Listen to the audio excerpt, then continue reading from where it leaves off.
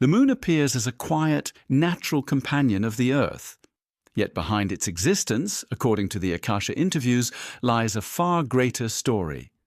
A vast cosmic operation is said to have maneuvered it into its present position over thousands of years and deliberately reshaped it.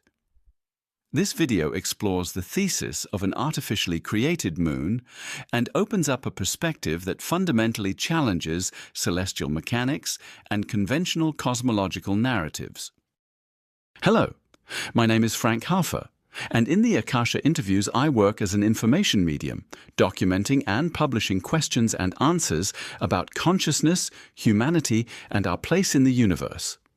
With that said, let's turn to the question. Entry A, 230. The Moon. Part 1. The moon did not come into existence in a natural way. Rather, many beings were responsible for the Earth receiving this companion. Why do we say that your moon is artificial? Because the Earth previously had no moon, and since the Earth was meant to become life-friendly for the biological life that now exists upon it, a companion had to be brought to the young Earth in order to stabilize it. This process is not unique and has been carried out countless times before. What happened when the Earth received its companion? The young Earth had established a stable orbit around the Sun. However, the angle of the Earth's axis relative to the Sun was not satisfactory to guarantee the seasons. Many beings searched for a planet that could serve as a suitable companion. In doing so, not only size and density were important, but also the effect that occurs when a planet within a solar system is shifted. Everything had to be calculated so that this mission could succeed. Between Jupiter and Neptune, there were several rocky worlds that were considered. One rocky world was today's moon. It had already cooled, but it was still very active. This, in turn, was decisive for the mission, because an inactive celestial body does not build up a sphere around itself that can shield it from external energies.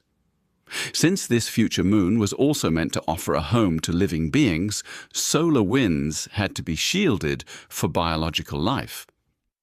The moon's magnetic field is still active, though not as effective as Earth's, but it still offers a certain degree of protection. How was the future moon transported to its designated position near Earth? The celestial body already had an orbit around the Sun. The beings responsible for transporting it to Earth calculated precisely in advance which force, from which direction, over what period of time, had to act so that the celestial body would alter its original orbit and, through the force interactions of other celestial bodies, reach its present position. This was not simple, and many adjustments were necessary so that the present moon would indeed enter into a bound rotation with the Earth. The position and orientation of the moon relative to the Earth were altered many times until the current state was achieved. We are not speaking of years, but of thousands of years. The transport toward Earth was not easy, and in order for the moon to influence the Earth in such a way that it changed its axial tilt toward the Sun, it took a very long time. The rotation around the Earth was accomplished through flyby effects, and many maneuvers were required. Because the celestial body changed its position, it had many effects on the other celestial bodies within the solar system. Many outposts of different races were present in the solar system, and many negotiations took place so that the celestial body could be relocated. Some races opposed it, but as everywhere there was also a council that ultimately approved it, and the relocation could begin. Some outposts had to be abandoned, including bases that already existed on what is now the moon. The beings of those former bases were strictly against the relocation and had to unwillingly leave their bases.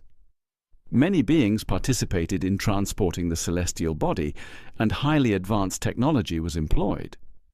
In the spiritual realm, there are beings capable of accomplishing such things as well, but they intervene only when necessary.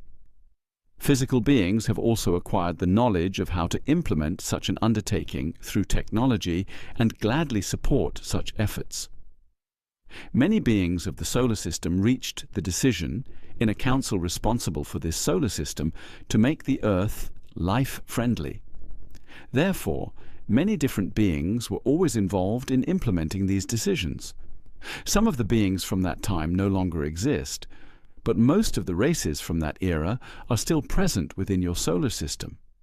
Once the Moon was in its place and the Earth's axis was aligned, the Moon was slowly reshaped by the beings of the solar system.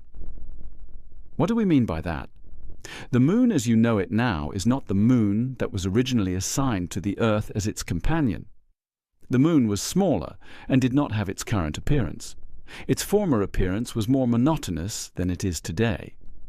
At that time, a person on Earth would have seen only a grey disk in the sky, and not the seas and mountain landscapes that are visible today.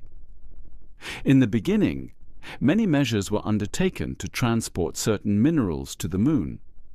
Since the Moon was meant to be inhabited, specific materials had to be present on it to make this possible. Many small celestial bodies were directed toward the Moon so that it could acquire the necessary raw materials. You may ask why this effort was necessary. The Moon is heavily populated, and in order for the beings who inhabited the solar system to choose the Moon for their raw materials rather than the Earth, an incentive had to be created. This process took some time. The Earth had already cooled, and we would say that flora and fauna were beginning to spread. The Moon, in its present position, is not that old, but it has existed much longer than the Earth. The Earth went through much until the present Moon provided a certain stability. However, the Moon has another interesting characteristic. Whenever the Earth's axis is tilted away from the Sun, the Moon begins to rotate around its own axis. What do we mean by that? When the Earth's axis is tilted away from the Sun, the Moon begins to turn its far side toward the Earth. That is why people thousands of years ago saw a different Moon than you see today. The scribe does not believe us and wonders how this could even be possible. Yes, it has to do with the distribution of mass within the Moon, but what exactly happens there, we will explain in the next part. This entry, along with many others, is available on my website. The content is published in German, but modern browsers make translation straightforward. You'll find a direct link to this blog entry and further helpful information in the video description.